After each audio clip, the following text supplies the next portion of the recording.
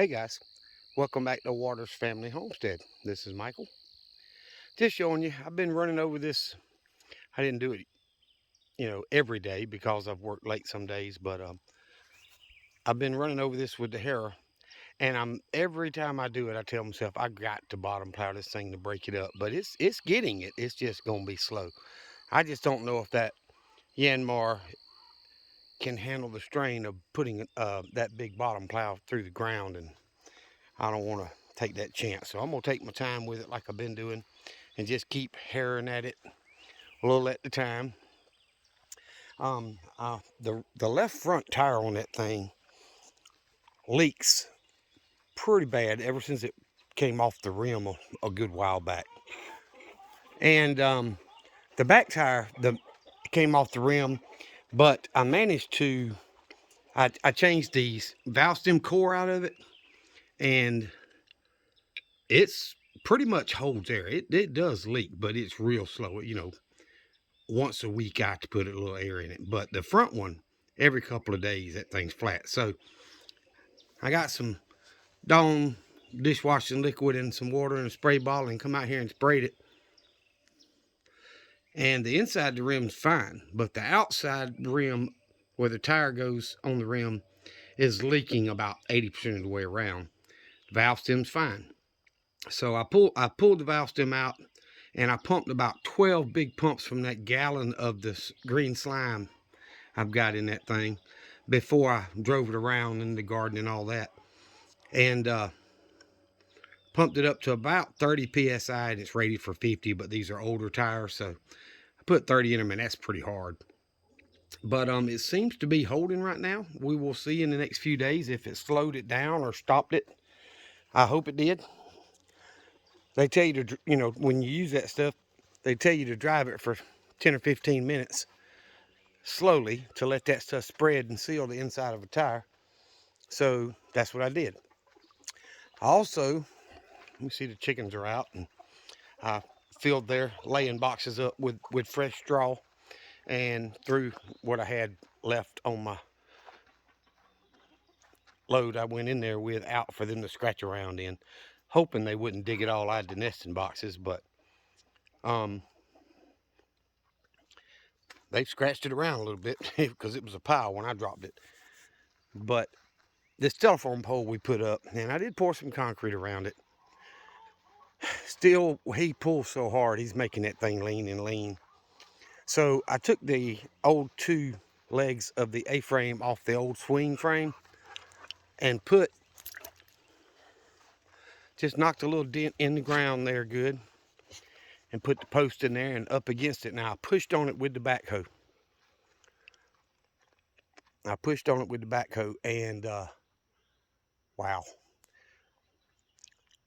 Screwed it to it with a bunch of those 4-inch deck screws, and it looks like it's actually picking up out of the hole a little bit, which is surprising, but it tightened it some. I'm going to have to go down to the pole and raise it up another 2 or 3 feet. It got so low this afternoon, with that pole leaning, that I was worried the ladders on my ladder rack on the work truck were going to hit that cable. So it's much slower than normal, so I'm going to have to do something else. Looks like it's picking it up from him pulling on it. So I'll probably bring the tractor back up here and push back up against it with the bucket and, straighten it out and let it set down. And let it sit there for a while. I don't think he can get anything on the tractor to hurt it. But I'm guessing that's what I'm going to have to do to let that pole settle. And we've got rain coming. Maybe the rain will help the dirt pack around the pole, that kind of thing. If I may dig around it and put another bag or two of concrete around it before this rain comes. But either way, I did work on that. I'm going to have to go back, I see, the way it looks. And I walked right past it and didn't show y'all. I got one of my older water hoses off the top of the old pump house there and brought it down and hooked it to the faucet we did at the little mini barn, and got out here with my wand sprayer and I watered every fruit tree and bush that we had down here. And that took a little while because, you know, you can't just wet the ground and walk away. I sprayed the bushes and I let it soak. Create a big puddle a couple of times at the base of every bush. So I'm hoping that, especially with the blueberries and the peaches and pears, I'm hoping that will give them a little bit of a head start before this rain comes in a few days, and let them start filling up a little more, because, you know, that's what the fruit does, is take in a lot of that moisture and grow. So I've looked at the nectarine tree over here. It has a dozen or so little tiny nectarines on it, which would be great if I could get one or two. Peach trees, all of them have some tiny babies, you know, baby peaches on there. The fig trees, I hadn't seen anything yet. I think it's early for that. And I haven't walked over there up close enough to see, but the bloom is still there on the apple tree. So I'm hoping it's fine. Both blueberry trees are still loaded heavy. This one's still got a lot of green berries on it, so it's a little behind the first one. But the pear trees have little baby pears on them, you know, depending on where you look, of course. This tree has more than the other, but if you, let me see if I can zoom in to that right where I was standing. I could see them. There we go. There's some, let's see, that light's making it hard to see, but you see the little pears on the limb. Mosquito on my arm. There's some right there. So there's a bunch of them on the limb there. So it's got quite a few baby pears all over it, which is what I want. I'm trying to zoom back out, but for whatever reason, that's all it wants to do.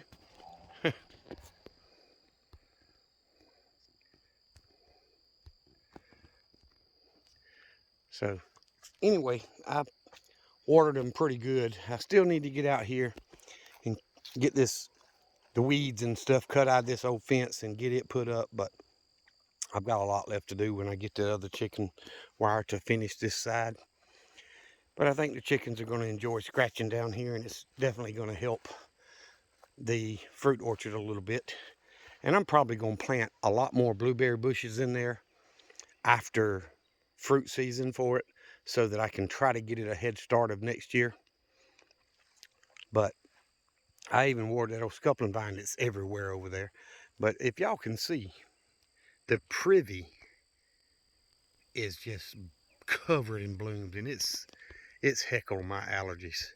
It kicks my tail. So anyway, I wish I had the time and the energy to get out there and cut every bit of it down, but I don't, so I got to live with it, at least for now anyway.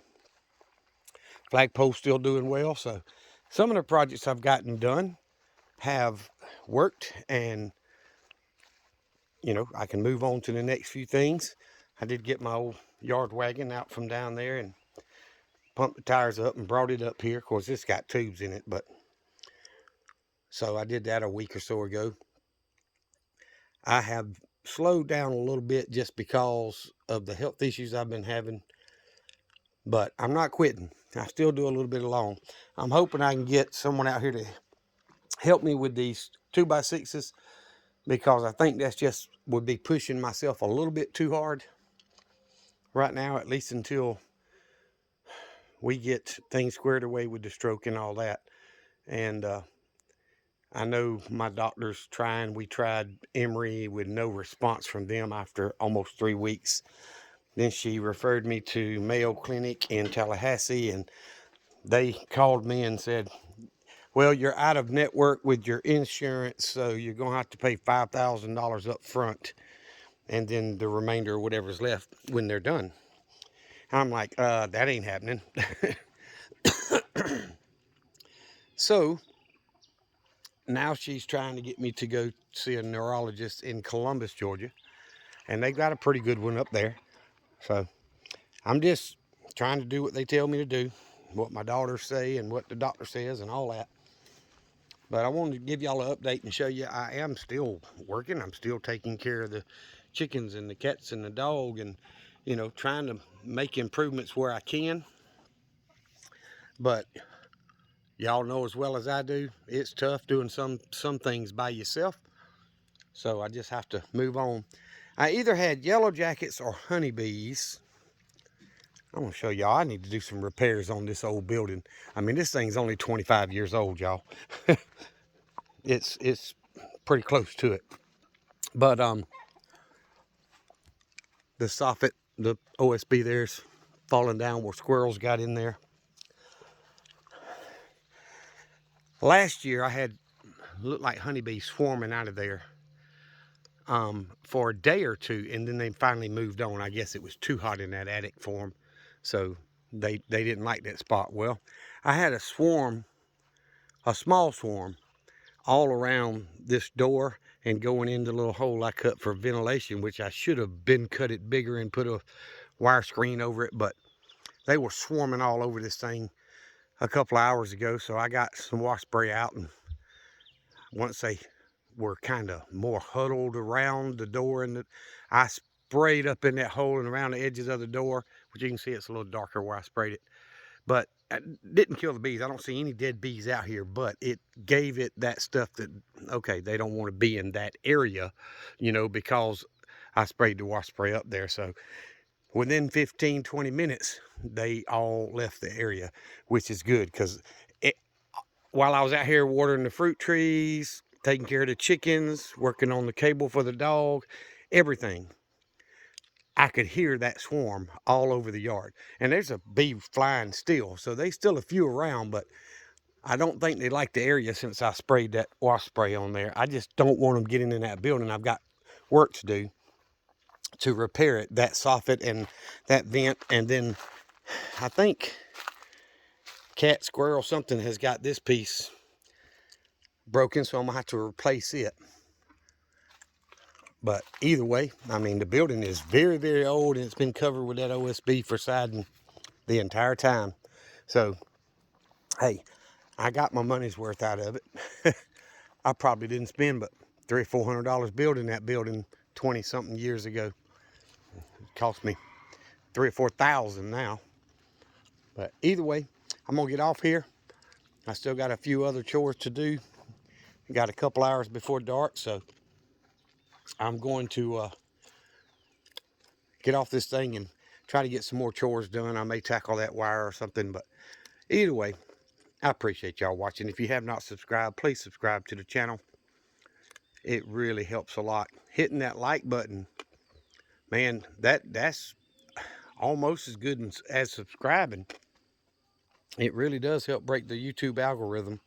So I've got to get these poles moved and get them out of the weather, because it's going to be a while before I use them. Probably put them up on the loft on the other side, but we'll see. I got stuff to do, and don't think I'll ever finish it, but I appreciate y'all watching the video and subscribing. The jet going by, y'all can't hardly see it, but he's way up there. That's probably international flight or something.